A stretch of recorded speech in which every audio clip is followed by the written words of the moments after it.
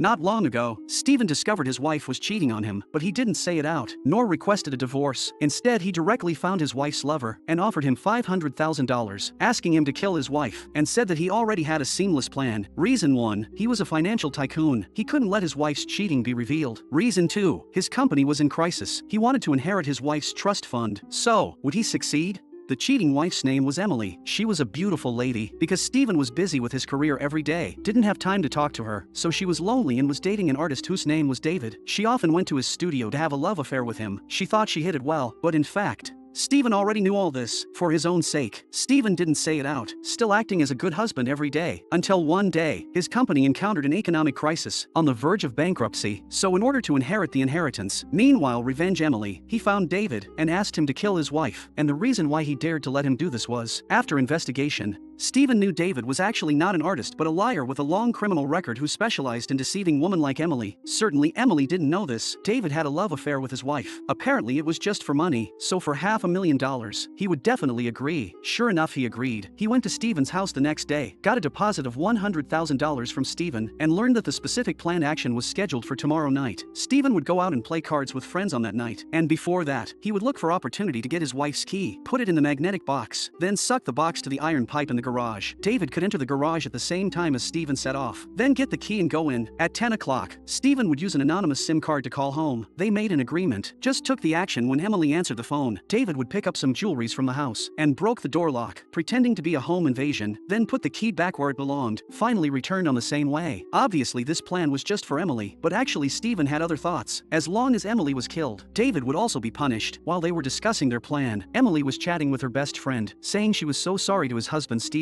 but at the same time she was falling in love with David so much, she would never have thought of it. Right now these two men were discussing how to kill her, which was so sad. Soon, it was the second night. Everything was proceeding step by step according to the previous plan. Stephen got Emily's key. David got through the door smoothly. At 10 o'clock, Stephen called. David also took action.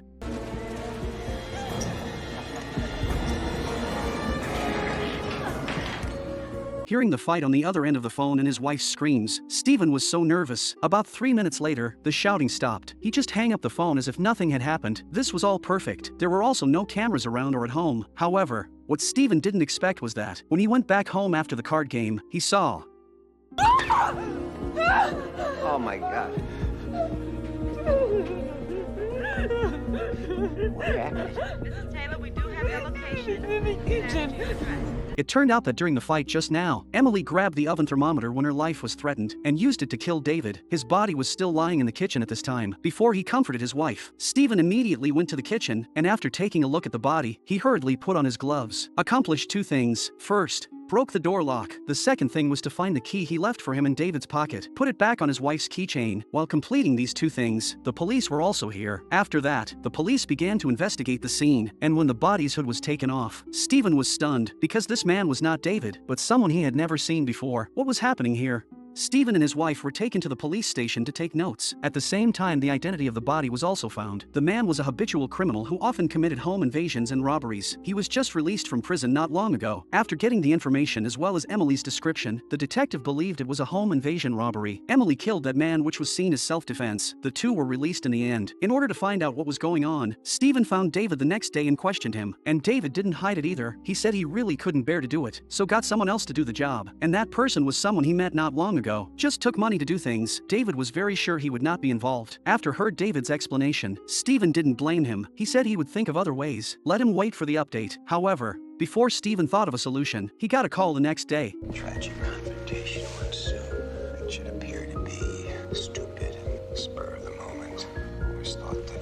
That was David, and the recording just now was the conversation about they planned to kill Emily. As for David, the purpose was very simple, asking Stephen to give him the remaining $400,000. Otherwise, he would send the recording to Emily. Stephen knew if the recording was exposed, the consequence would be very bad, so he could only do what David said. After withdrawing the money, he returned to the office. He saw Emily waiting for him there, because she has already guessed the truth. Last night, Emily spent the night at her best friend's house, and during the chatting, they accidentally talked about inheritance. If Emily died, Stephen would get hundreds of millions of dollars in property. Emily. Then Emily seemed to have thought of something. He began to suspect that Stephen wanted to kill her for money, so she asked her friend to investigate Stephen's financial status. She learned that Stephen was going bankrupt. In other words, her guess was very likely to be true, so she told the detective about Stephen's impending bankruptcy and her suspicions. In fact, the detective was also very suspicious of Stephen, but no evidence could be found. After that, the detective told Emily something strange. That was after investigation. The man who was killed lived alone, but whether it was on his body or in this house, the key to the house could not be food. Originally, this news was very irrelevant to Emily, but after came out of the police station, Emily went back home. She found that her key could not open the door. At first, she thought Stephen had changed the lock. As a result, she learned from the security that there was no such thing. Emily was a very smart woman. After she thought about what the detective said, she had her own idea. To prove it, he found the man's home. Then she inserted the key into the lock, turned it, the door was opened, the key in the man's pocket appeared on her keychain, and there was only one person who could do this. That was Stephen. It was to say, it was really Stephen who hired a murderer to kill her. Emily told Stephen her guess. Stephen admitted that he got the key, but he didn't admit that he hired someone to kill her, and he said he did that because he wanted to protect her. Upon hearing this, Emily was a little confused. At this time, Stephen took out a blackmailing letter and several intimate photos of Emily and David. Then he took out the detailed information about David, told her David's true identity. He also said that the letter and photos were sent to him by David. He had given David $100,000. Then he asked for $400,000 more, but Stephen didn't agree. Looking at the information, listening to Stephen's words, Emily was so confused now. But what did this have to do with the key?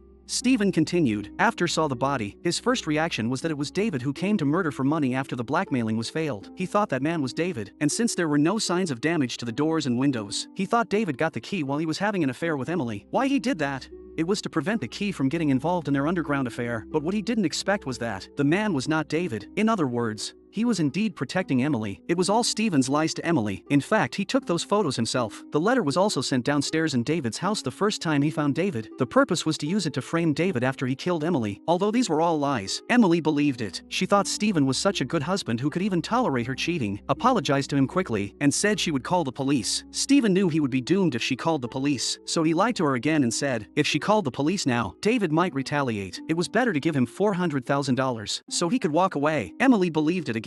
He brought $400,000 and went to David's house, but David was not at home. He left the wedding ring that Emily left behind in a note. It wrote Washington Square Park in 30 minutes. Stephen took off the ring and prepared to rush to the square, and just then, the phone rang. Stephen picked up the call and it was from a travel agency. Then Stephen went to the square, found David, gave him the money. David also kept his words and gave the recording to Stephen. The two parted ways. Then David took the train compartment with $400,000, opened the box. Looking at stacks of dollars, he was very satisfied, but just when he went to the toilet, Stephen suddenly emerged from the toilet and stabbed him to death. How's that for wet work? Why was Stephen able to hide there in advance? Because after receiving the call from the travel agency, he knew David wanted to run away, so he noted down the train information from the travel agency. Before death, David took out a piece of paper and told Stephen he would be in big trouble soon. Stephen took the paper and looked at it, instantly panicked. This was the mailing information. David copied a recording, already mailed to Emily, left the train. Stephen returned home in a hurry. He saw Emily standing on the balcony. Fortunately, although the mail was received, Emily hasn't opened it yet. He successfully got the recording and put it in the safe together with $400,000. After that, Stephen was going to take a bath, then brought Emily dinner outside, but when he came out, Emily said she wanted to order food and bring it back to eat. She also told Stephen to change the lock as soon as possible, because her key hasn't been found yet. After heard this, it seemed to remind Stephen something. After Emily left, he immediately took out the box stuck to the pipe. The key was still inside. Originally, he wanted to get rid of it, but just then, Must have put it back on his way in. Didn't plan on that, did you? it turned out that when Stephen was taking a shower, Emily saw the bag of cash next to the safe. Out of curiosity, opened the safe. Then she found the recording, learned everything. At this point, both of them stopped pretending. Emily yelled angrily and punched Stephen. Stephen fought back and was ready to kill her now, but after 2 gunshots, Stephen fell in a pool of blood. This gun was from David. Stephen got it after killed him. He put it in the safe together. Unexpectedly, he died on it in the end. Later, the detective arrived. He heard Emily's statement as well as the recording. In addition, he already suspected Stephen before, so he believed what Emily said was true, and she killed Stephen, which was self-defense. No legal responsibility, because what she said was indeed true. But do you believe her? This movie was called A Perfect Murder, but don't you think this murder was not perfect? because the so-called perfect murder was not Steven's plan to kill Emily, but the process of Emily killing Steven. Just imagine, if Emily didn't have murderous intentions towards Steven, after she got the recording, she was supposed to go to the police as soon as possible, instead of carrying a gun and confronting Steven, even angered him, that was to say, shot Steven to death was not self-defense, but within the plan. Even if someone doubted, there was absolutely no evidence, this was the real perfect murder.